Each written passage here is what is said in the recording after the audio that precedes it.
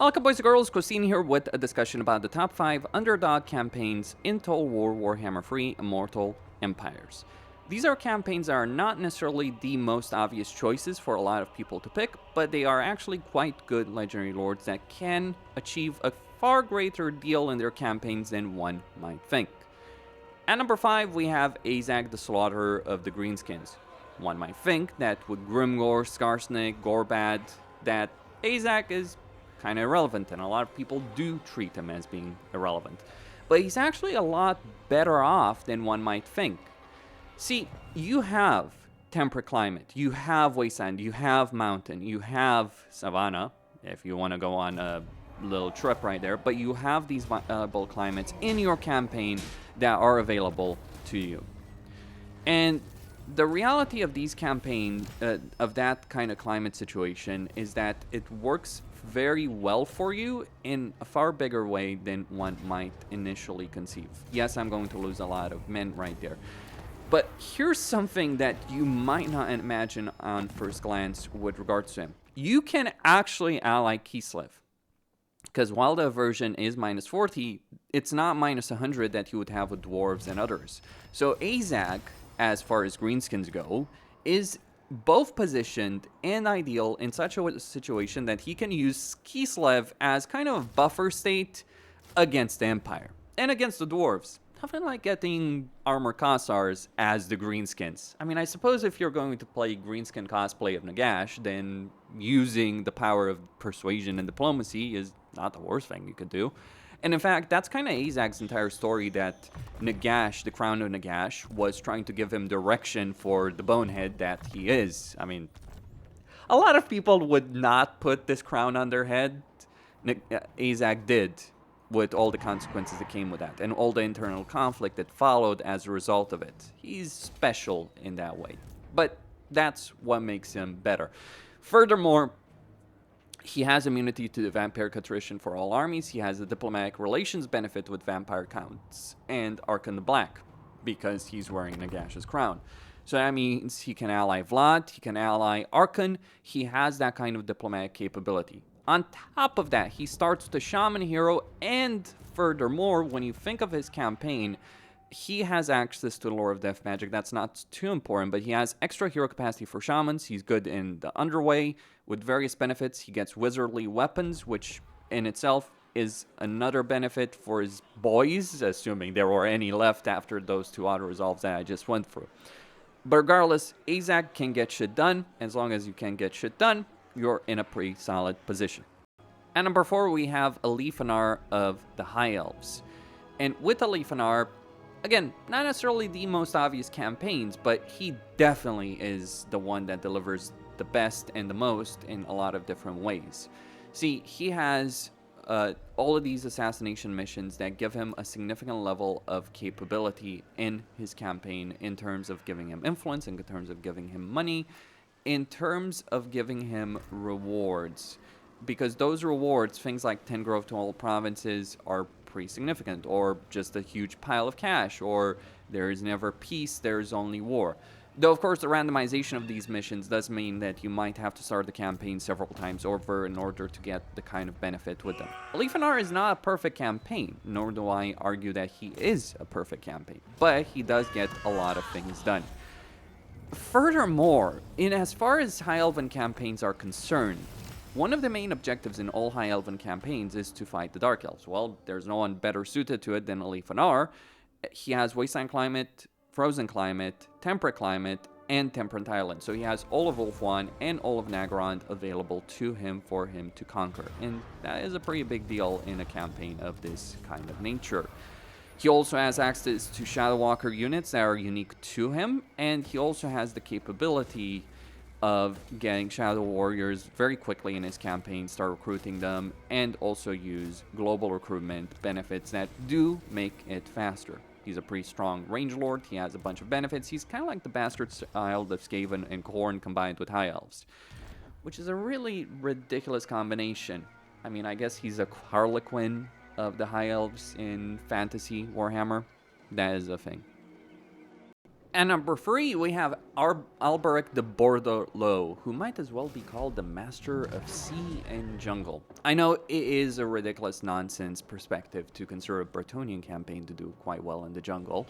Certainly Skaven do exceptionally well in this jungle because they have the underway, but think of it from this perspective. Jungle maps, surprisingly, more so than most other maps, actually do favor Bretonnian's playstyle. They're not especially kind to artillery, so one of the problems that you might have as Bretonnia is with regards to dealing with all the enemy artillery.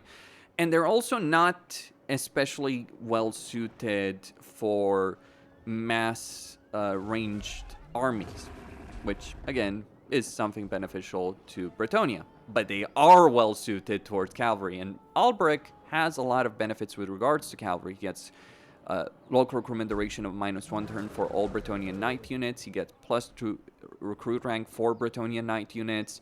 He is immune to high seas reef and storm attrition. So as a result of that, and the combination of his special skill line, he actually ends up in a very strong campaign position all around. And that is not something to dismiss about any campaign, let alone Alberic. To be certain, Bretonnia is still Bretonnia, and Bretonnia still has heroes that could use an improvement, and they do desperately need a rework, undeniably so. But as far as any Bretonnian campaign is concerned, I would strongly recommend going with Alberic. I don't think you will make a bad decision down that path if you do decide to play him. So, yeah, if you're looking to play any Bretonnian campaign, I would definitely recommend Alberic. On top of that, it's also the fact that the questing vow, which is one of the main limiting options in a campaign, not the Grail vow or the Knights of the Realm vow, the Knight's vow, but the questing vow, the fact that it is a limiting factor, but you have siege bounds in desert or jungle climate is where Alberic can benefit from a lot. Not something to be underestimated in this campaign.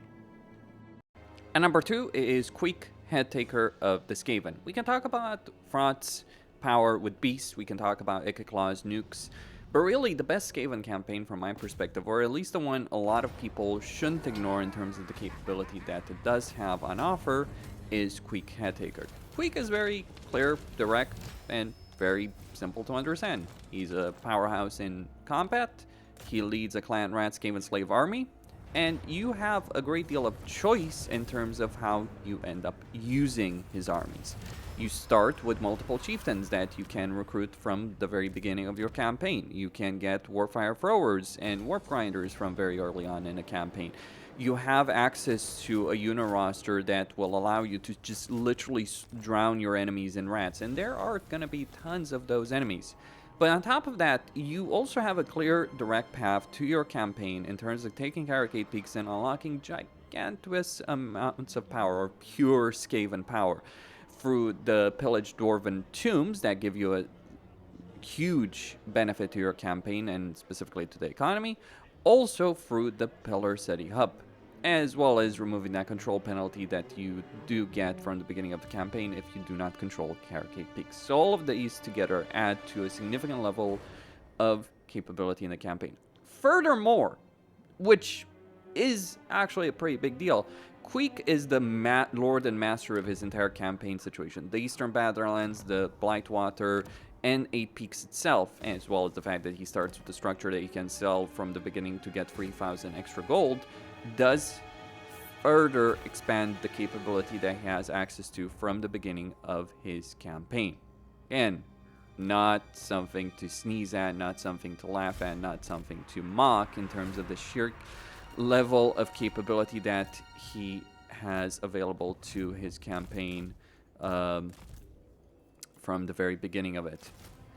So, as a result of all of these factors combined, you end up with a campaign where it's very easy to defend yourself against foes. You have a great deal of mobility to move from settlement to settlement in these 3 provinces, and none of your enemies can either match your pace, the sheer capability of your army, the sheer quality of your armies if you want to, or your economy. You can outpace and outnumber the AI on Legendary, and it's not really a difficult proposition when you're playing as Queek, Head Taker.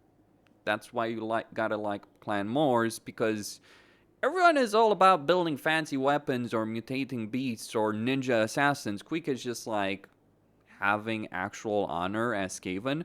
And funnily enough, if you actually value diplomacy in a Skaven campaign as opposed to all the trickery nonsense that Skaven get up to, you will end up benefiting quite a bit. You can earn a good amount of money from trade income, which you can then pour into building more and more powerful forces. So it's worth owning the DLC if you're playing a Quake campaign, but Quake is still the best of the Skaven from my perspective. Just the overall campaign pacing and design just ends up fitting him very, very well.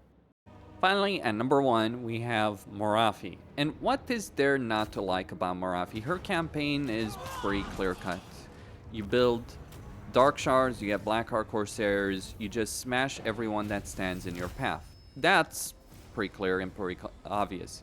I would recommend not using Shades when you're playing this campaign, partly because Blackheart Corsairs, and especially the ones with hand bows, and Dark Shards with shields are going to be, generally speaking, more effective than Shades at what they're going to do.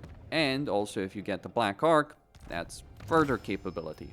Ignore the auto-resolve result there, it's not necessarily the best. Recommendation, fight these battles, but here's where Morathi ends up winning, in a far more surprising way than you might think.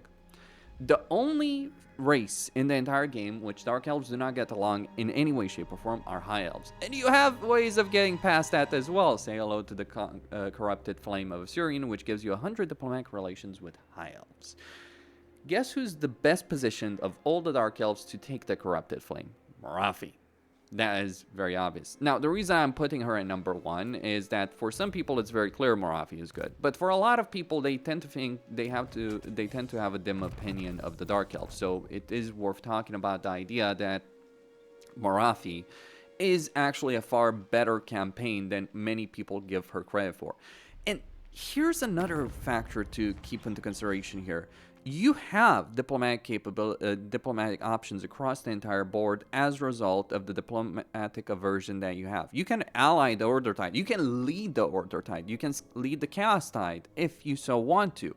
You can get along with everyone, or you can make the most unholy alliance of both Order, Chaos, and Destruction, which is Greenskins, for instance, and make that work in a Morathi campaign. You just gotta be a bit careful. Don't ally factions that are too close to each other, you know, give everyone gifts, etc. But you will have tons of money, tons of slaves, tons of things.